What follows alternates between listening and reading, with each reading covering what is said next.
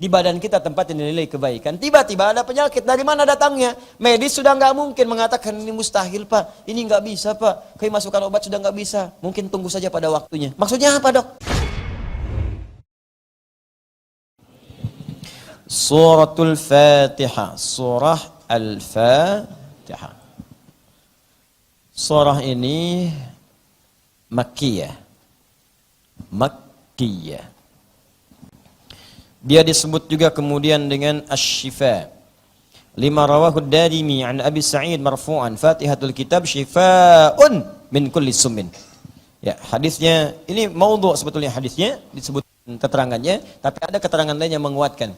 Asy-Syifa itu penyembuh, obat dari semua jenis penyakit yang dianggap sulit. Penyakit yang sulit itu ada dua. Awas, penyakit sulit ada dua. Satu, penyakit hati. Maradul qalbi.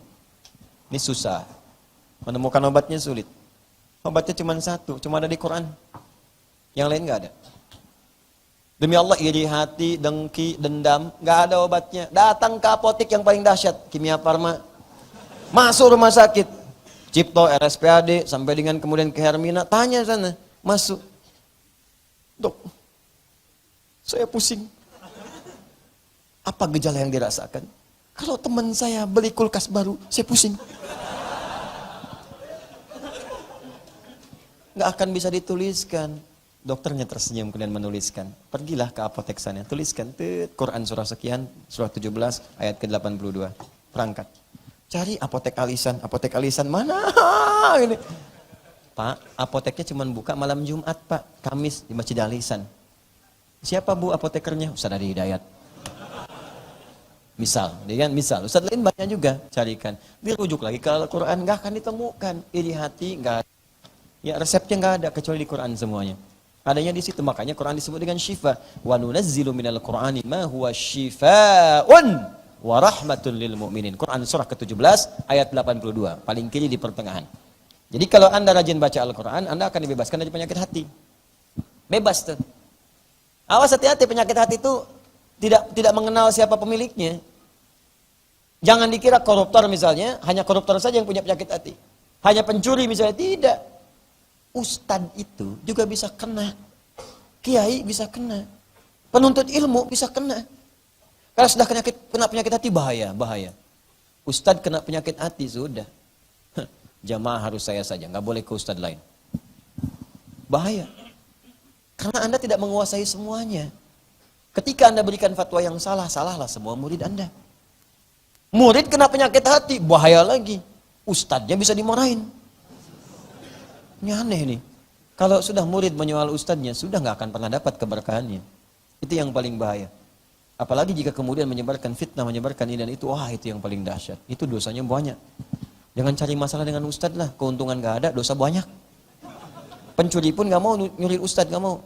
Ambil tuh sendalnya ustadz, nggak mau, dosanya gede.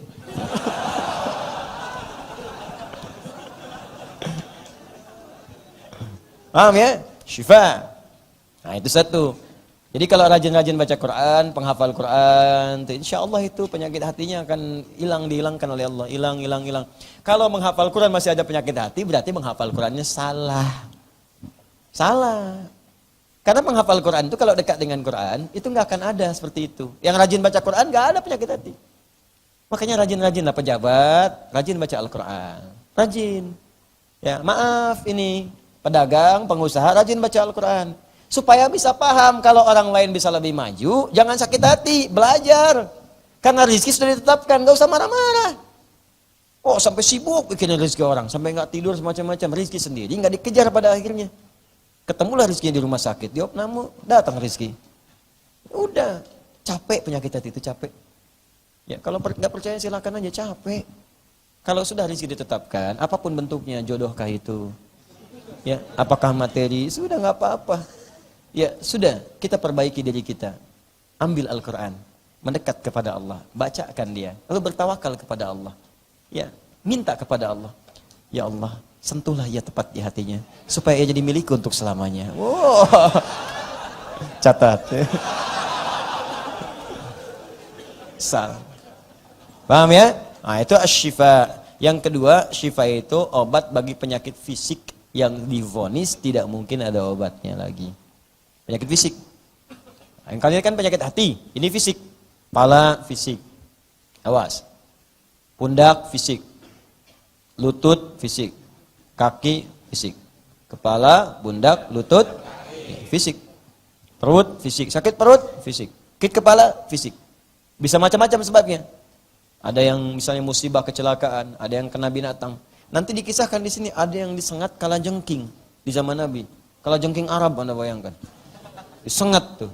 Disengat kepala suku. Sekarat kemudian kena racun sudah menyebar. Sana sini cari obat gak ada. Cari tabib gak menyembuhkan. Tabib itu tobib. Bahasa Arab dokter. Tobib itu dokter. Bukan tukang obat. Tobibun itu dokter. Bukan tukang obat, ingat. Di tabib misalnya kan. Obat mujarab. Mujarab itu bukan obat yang manjur asalnya. Dari kata jarraba yujarribu mujarrabun yang sudah uji klinis. Yang sudah lolos uji klinis disebut mujarrab.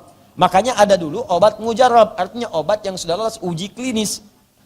Cobain pada tikus, cobain pada hewan ini, cobain pada hewan-hewan yang kira-kira ada sedikit kemiripan misalnya dengan manusia dari beberapa aspek. Cobain. Konsumsi oleh sebagian, bagus. Berapa dosisnya? Sekian, mujarrab, sebarkan di masyarakat. Obat mujarrab. Ya. Jadi kalau ada tukang obat katakan obat mujarab ya, di jalan-jalan pinggir tanya, sudah uji klinis belum? Kalau belum berarti bukan mujarab. Jelas ya? Tayyib. Nah, maka kemudian dicoba sana sini enggak sembuh. Sebelumnya ada rombongan sahabat mampir diacuhkan. Begitu nyari kemana-mana kemudian tersengat itu oleh kalajengking tadi, enggak ada yang bisa menyembuhkan, dikejar lagi lah kemudian rombongan sahabat tuh, rombongannya. Ditanya, adakah di antara Anda yang mampu menyembuhkan? Satu orang angkat tangan mengatakan, insya Allah atau biiznillah, jika Allah berkehendak. Di bawah orang itu dibacakanlah Al-Fatihah. Dibacakan Al-Fatihah. Tanpa apapun, kemudian tanpa diulang-ulang berkali-kali pun. Sekali baca Al-Fatihah, sembuh dengan izin Allah Subhanahu wa Ta'ala. Sembuh. Karena itu, Al-Fatihah pula disebut dengan surat ruqyah. Ya. Raqqayyarak kita raqiyatan. Raqqayyarak itu mengangkat sesuatu yang sebetulnya bukan di situ tempatnya. Misal begini. Ini ada spidol nih, di atas gelas. Ini gelas bukan tempat spidol. Bukan tempatnya, saya angkat kemudian spidolnya. Jelas? Raqqaitul qalam minal kub. Saya mengangkat ini spidol dari gelas. Raqqai